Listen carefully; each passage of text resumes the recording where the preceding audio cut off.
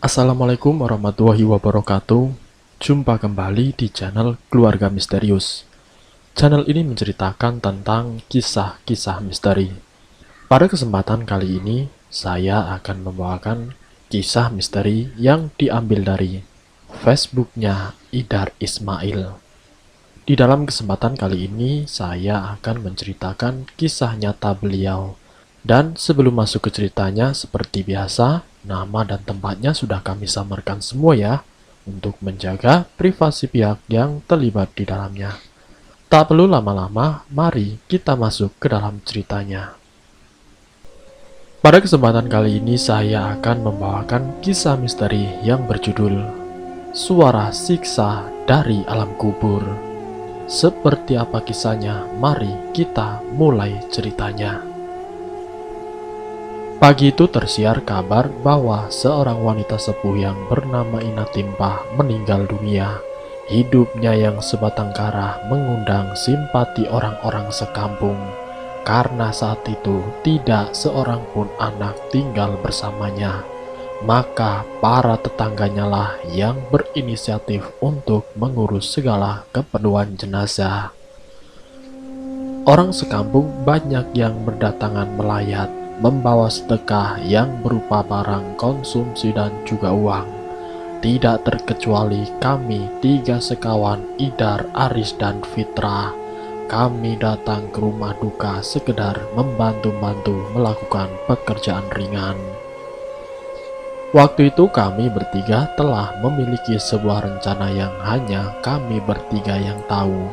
Rencana itu sudah kami sepakati bersama sebelumnya. Rencana yang didasari oleh rasa penasaran dan ingin tahu kami selama ini. Dan kami merasa saat itulah momen terbaiknya. Letak pemakaman umum yang agak jauh dari kampung berada di sebuah punggung bukit yang dikelilingi oleh pepohonan dan rumput liar.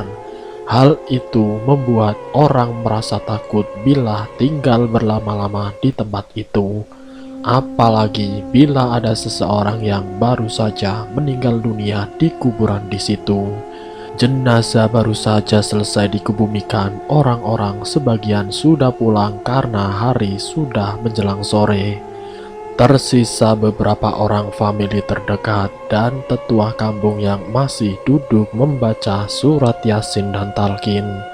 Kami bertiga sengaja memisahkan diri dari rombongan pengantar jenazah. Kami naik belakangan dan setelah sampai di pekuburan bukannya bergabung dengan rombongan yang lain. Akan tetapi kami pergi mengendap-endap bersembunyi di balik semak-semak mengamati keadaan mereka. Di balik semak-semak kami sedikit cemas menanti. Kami tidak sabar untuk melaksanakan niat kami. Pembacaan surat Yasin dan Talqin terasa begitu lama bagi kami saat itu, karena khawatir rencana kami batal karena keburu gelap. Kami tidak akan berani melakukan rencana itu bila hari sudah mulai gelap. Alhasil selesai juga prosesi pemakaman tersebut. Rombongan terakhir pengantar jenazah sudah agak menjauh. Terdengar dari suara pembicaraan mereka yang tinggal sayup-sayup. Kami pun menunggu sejenak. Setelah yakin seluruh rombongan telah menghilang di balik rimbun pepohonan setelah belokan, saya perlahan-lahan keluar dari persembunyian. Menyusul kemudian Aris di belakangku. Fitra terlihat ragu-ragu untuk mengikuti kami. Akan tetapi karena ia juga tidak berani ditinggal sendiri, akhirnya terpaksa ia pun menyusul Aris. Setelah berada di sisi kuburan yang tanahnya masih lembab tersebut, aku melirik Aris memberi isyarat apakah aku yang lebih dahulu atau dia. Fitra terlihat sedikit pucat, tidak berani terlalu mendekat di sisi kuburan. Setelah melihat reaksi Aris yang mempersilahkanku untuk melakukannya terlebih dahulu, aku pun kemudian duduk berlutut di samping kuburan Ina Timpah. lalu kemudian bersujud merapatkan telinga pada permukaan tanah kuburan baru tersebut.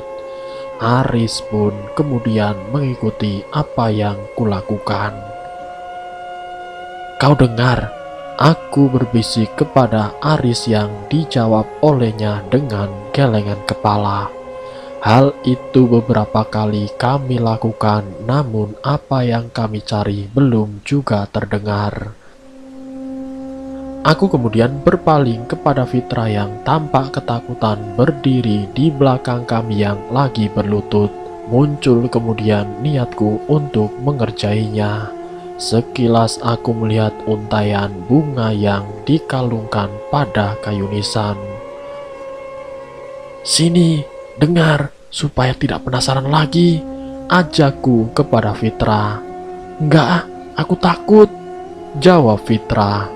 "Tidak apa-apa, masa kamu takut sama orang mati?" Rayuku lebih lanjut agar ia masuk dalam jebakanku. Akhirnya ia pun dengan perlahan mendekat. Aku lalu mengerdipkan mata kepada Aris dan sahabatku itu ternyata mengerti apa yang menjadi maksudku. Setelah Fitra persis berada di sisiku dan bersiap untuk mengikuti tindakan kami yang untuk merapatkan telinga di atas tanah kuburan, secepat kilat tanganku menyambar untaian bunga yang terkalung di kayu nisan. Untaian bunga tersebut langsung aku kalungkan pada leher Fitra.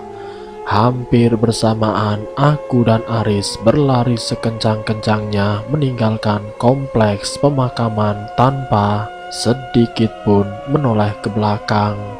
Kami berhenti berlari setelah dekat dengan perkampungan. Berdua dengan Aris ngos-ngosan menahan tawa sambil berlari. Tidak lama kemudian Fitra menyusul dengan nafas terengah-engah. Wajahnya tampak sangat pucat, tidak ada darah lagi di sana. Ia sama sekali tidak menduga akan mendapatkan kejutan serupa itu dari saya. Ia pun akhirnya ikut tersenyum meski dengan senyum yang kecut. Kami bertiga akhirnya berjalan beriringan memasuki kampung. Rencana telah kami jalankan, namun hasilnya tidak memuaskan. Tidak menjawab apa yang ingin kami ketahui. Tidak ada kami mendengar suara apapun yang datang dari dalam kuburan.